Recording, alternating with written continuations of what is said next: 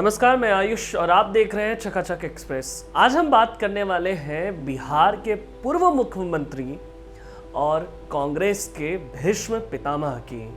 जी हाँ, आज हम बात करने वाले हैं जगन्नाथ मिश्रा की। आज 24 जून है। आज ही के दिन 1937 में जन्म हुआ था एक नेता का जो आगे जाकर बिहार की राजनीति के बेताज बादशाह बनने वाले थे। जी हाँ, हम बात करने वाले हैं बिहार के आखिरी कांग्रेसी मुख्यमंत्री की, जिसके शासनकाल में चारे घोटाले की नींव रखी गई थी। वो मुख्यमंत्री जिसने मुख्यमंत्रित्व काल में पटना के गांधी मैदान को गिरवी रख दिया था, फिर भी जब जब बिहार में कांग्रेस मुश्किलों में फंसी तो उन्हें ही याद किया गया। वो डॉक्टर जगन्नाथ मिश्रा, जिनकी राजनीतिक जिंदगी की शुरुआत हुई उनके बड़े भाई और तत्कालीन रेल मंत्री ललित नारायण मिश्र के बम विस्फोट में मृत्यु के बाद उपजी सहानुभूति से। बिहार के 3 बार मुख्यमंत्री और 1 बार केंद्रीय मंत्री रहे डॉक्टर जगन्नाथ मिश्र, जिनके अंतिम संस्कार के दौरान जब गार्ड ऑफ ऑनर दिया जा रहा था तो सलामी के लिए उठी 22 राइफलों में से एक से भी गोली नहीं निकली। साल था 1975।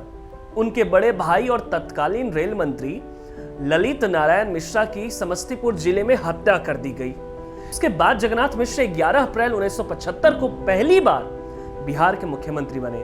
कहा जाता है कि इंदिरा गांधी को खुश करने के लिए विधानसभा में ऐसा कुख्यात बिहार प्रेस बिल लेकर आए जो इमरजेंसी के काले युग की याद दिलाता था। हालांकि सख्त विरोध झेलने के 1 साल बाद इस बिल को वापस ले लिया गया था। बिहार की राजनीति में कांग्रेस के शीर्ष से शून्य तक के सफर को उन्होंने काफी करीब से देखा था। 1989 में कांग्रेस के शासन में बिहार ने भागलपुर दंगा देखा। वो दंगा जिसमें लोगों को मारकर उनकी कब्र पर सरसों बो दिए गए थे। इस दंगे के बाद कांग्रेस बिहार में बैकफुट पर थी।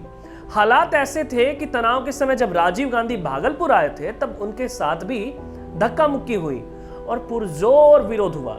ऐसे में जब कांग्रेस के प्रति लोगों में भयानक गुस्सा था तब बिहार कांग्रेस की बागडोर संभाली जगन्नाथ मिश्रा ने और छोटे साहब यानी सत्येंद्र नारायण सिन्हा को हटाकर उन्हें पुनः मुख्यमंत्री बनाया गया।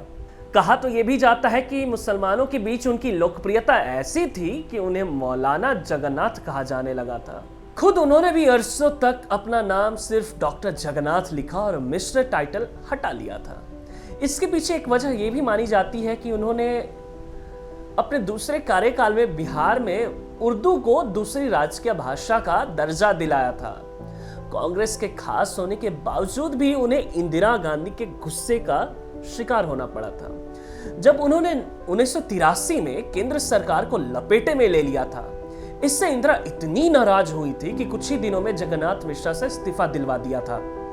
एक लंबे स्वर्णिम काल को जीने के बाद कांग्रेस के इस कद्दावर नेता ने कांग्रेस को बिहार में बर्बाद होते देखा, मगर भीष्म पितामह की तरह वो अपने हस्तिनापुर को तबाही से नहीं बचा पाए। उनके जीवन में कई ऐसे प्रसंग आए जब परिस्थिति उन्हें विचलित कर दे। फिर भी एक लंबे वक्त तक वो कांग्रेस के प्रति अपनी निष्ठा पर अडिग थे। हालांकि बतौर लेक्चरर अपने करियर की शुरुआत कर राजनीति के शिखर पर पहुंचकर कांग्रेस पार्टी में करीब 4 दशक बिताने के बाद एक समय उन्हें इस दल से मोहभंग हो गया था। पार्टी छोड़ कई पड़ावों के बाद भाजपा के करीब आए थे। कुछ इस तरह उन्होंने मौलाना मिश्रा से मोदी प्रशंसक तक का सफर तय किया और 19 अगस्त 2019 को दुनिया को अलविदा कह गए। जगन्नाथ मिश्रा का नाम चारा घोटाले से भी जुड़ता है। वही चारा घोटाला जिसकी सजा आज लालू यादव रांची के होटवार जेल में बंद होकर काट रहे हैं।